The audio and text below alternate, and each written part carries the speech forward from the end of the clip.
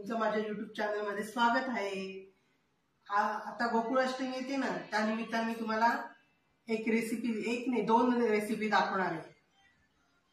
गोपाल काला, त्या दिवशी गोकुळाष्टमीच्या दिवशी दहीहंडी फोडल्यानंतर जो गोपाल काला फोडतात ना, तो दोन पद्धतीचा मी तुम्हाला दाखवणार आहे। आता ही पहिली पद्धत बघू आपण। त्यासाठी काय काय साहित्य लागतं?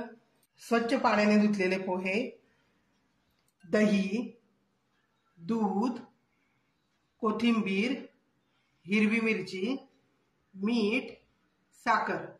ह्या मी 2 मिरच्या बारीक चिरून घेतलेल्या आहेत। आता आपण तयार करायला सुरुवात करू। हे धुतलेले पोहे घेतले,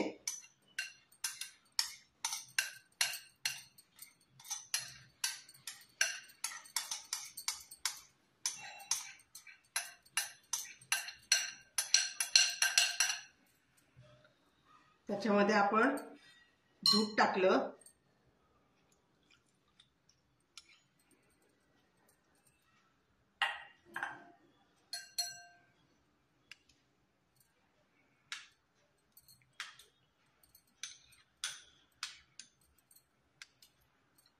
दही टाकलं,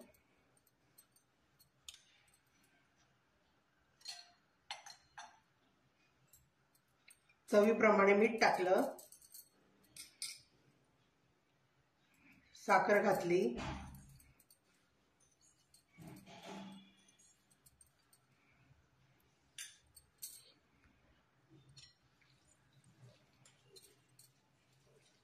कालवून घेऊया। लागल्यास दही दूध टाकता येतं अजून।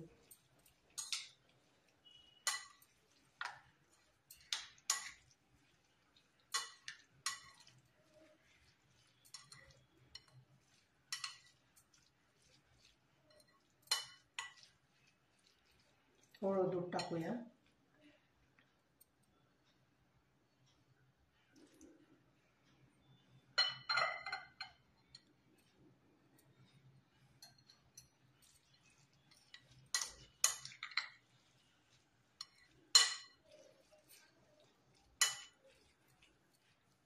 आता हिरवी मिरची टाकताना काय करायचं, थोडंसं त्याला मीठ चोळायचं, म्हणजे त्याचा तिखटपणा थोडा कमी होतो आणि चवीला पण छान लागतं।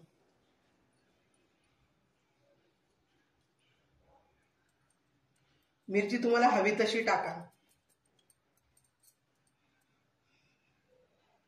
कोथिंबीर टाका,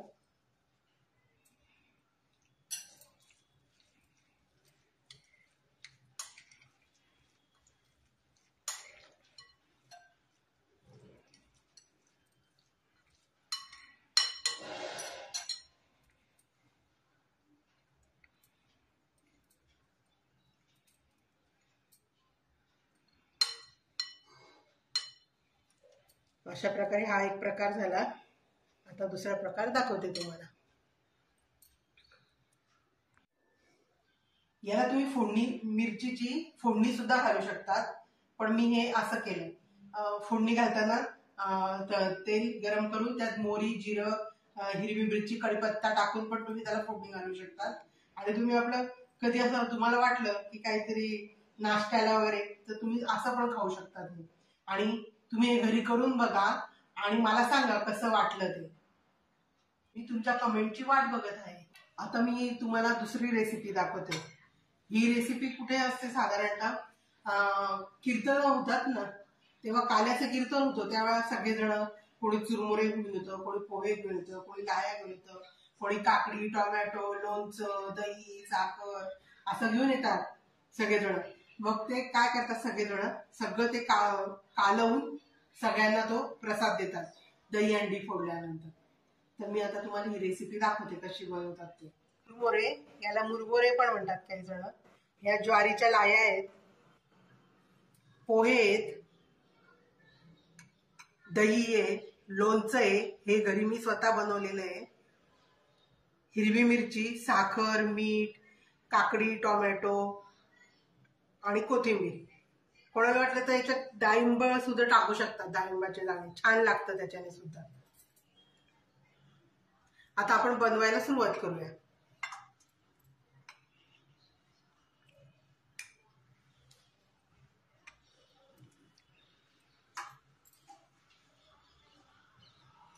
चिरमुरे टाकूया.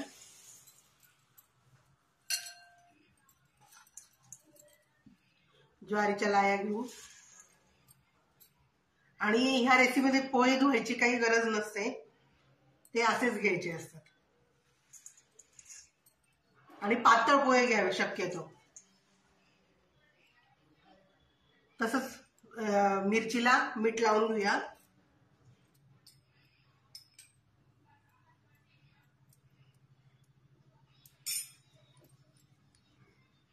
आणि मिरची जरा कमीच टाकायची, कारण की लोणचं राहणार आहे ना, त्याचा तिखटपणा असणार आहे, त्याच्यामुळे कमी टाकायची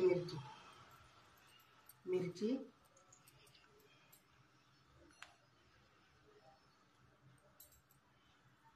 काकडी, टोमॅटो,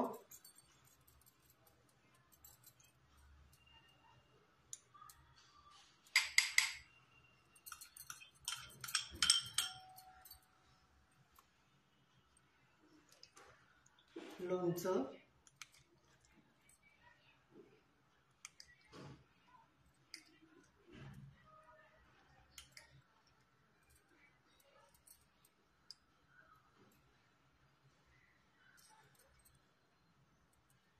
मीठ चवीनुसार, साखर चवीनुसार, दही,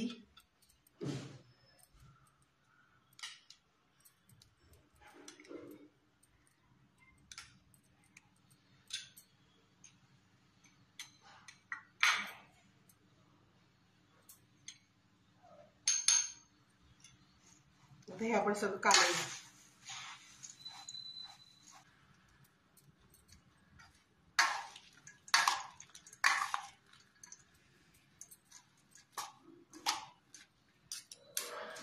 आणि आता याच्यात वरतून टाकायची कोथिंबीर.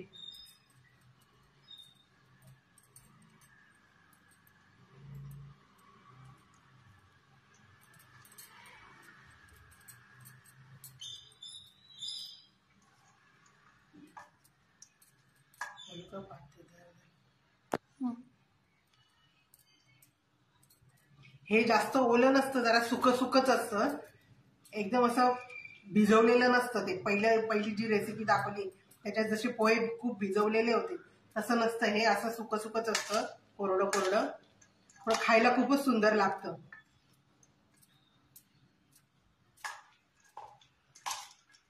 आणि त्या तिथल्या कीर्तनाच्या प्रसादाची चव काय न्यारीच असते. शेवटी देवाचाच प्रसाद असतो ना तो, त्याच्यामुळे खूपच छान चव असते त्याची.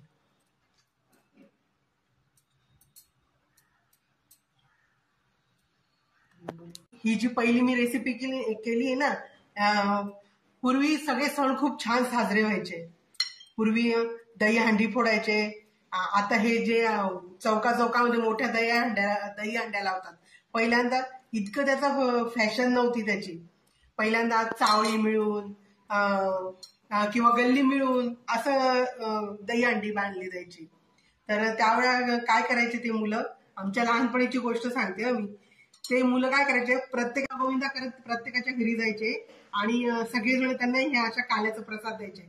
आणि तो प्रसाद खाण्यासाठी आता सगळेजण त्यांना हा प्रसाद द्यायचे. आणि घरी पण काय खायला मिळत नाही असं नसतं, पण त्या मुलांना त्या गोष्टीचं काय माहिती, मला द्या म्हणजे इतकं ते शेवटी त्या माझ्या आईच्या हातातलं भांडच देऊन टाकायचे आणि वाटून घ्यायचे. आई म्हणायची घ्या तुम्ही आणि तुमचं वाटून घ्या, तुमचं वाटून घ्या. खूपच म्हणजे त्या आठवणी आल्या की पूर्वीचे सण खूपच छान साजरे व्हायचे आणि खूपच मजा असायची ती. प्रत्येक सणासाठी म्हणजे एक वेगळी आतुरता असायची की हा सण आला की आता हे असं होणार आहे असं. आता गेली ती सगळी म्हणजे आता काही नाही. आता ह्या मोठ्या दही हंड्या असतात देवा सगळं. आता मी जी दुसरी रेसिपी बनवली ना ती पण तुम्ही घरी बनवून बघा, कशी लागली ते सांगा, चव कशी लागली ते मला सांगा. मी तुमच्या कमेंटची वाट बघत आहे. माझ्या चॅनलला लाईक करा, शेअर करा आणि सबस्क्राईब करा. Bye bye.